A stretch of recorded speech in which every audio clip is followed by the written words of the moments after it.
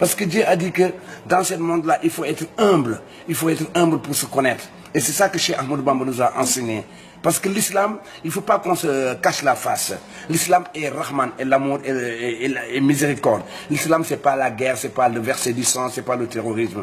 Parce que le marabout nous a enseigné que nous disons que la plus grande guerre qui reste, c'est le djihad nafsi. Que chaque personne essaie de combattre sa propre personne envers les tentations sataniques.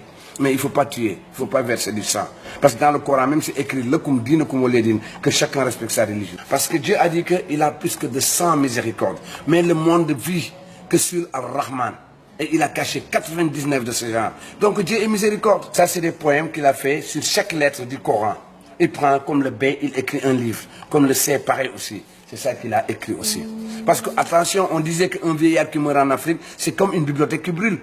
Parce que l'Africain n'avait pas le temps d'écrire. C'était héréditaire, il transmettait les messages, on les appelait les gueules, les griots. Mais Cheikh Ahmadou Bamba, durant tout son temps qu'il a été exilé, il n'arrêtait pas d'écrire.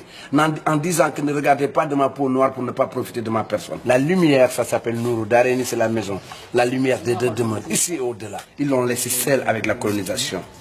Mais finalement, lui, il avait demandé à s'éloigner pour pouvoir rendre grâce à Dieu, pour avoir cet univers qui est tout bas, pour que la race humaine puisse avoir un endroit idéal. Parce que quand on n'a pas la miséricorde divine, on ne peut pas se comprendre. Parce que l'être humain ne se connaît pas, ne se retrouve pas.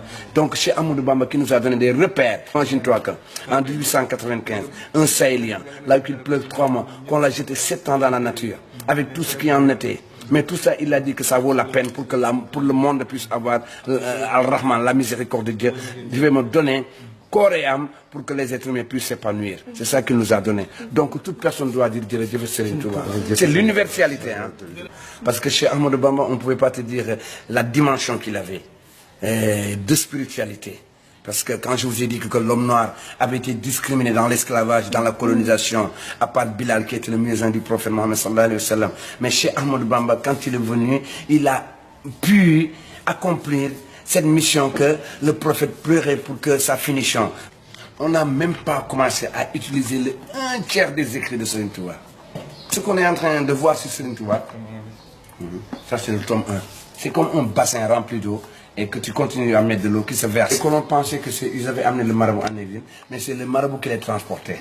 Parce que le marabout avait besoin de s'éloigner pour travailler pour Dieu. Avec tous les bagages qu'il avait, c'est eux qui le transportaient, qui le mettaient sur les bateaux et qui déchargeaient et tout ça. Donc finalement, c'est Serigne Touba qui les a conduits. Et finalement, c'est Serigne Touba qui leur donnait des épreuves.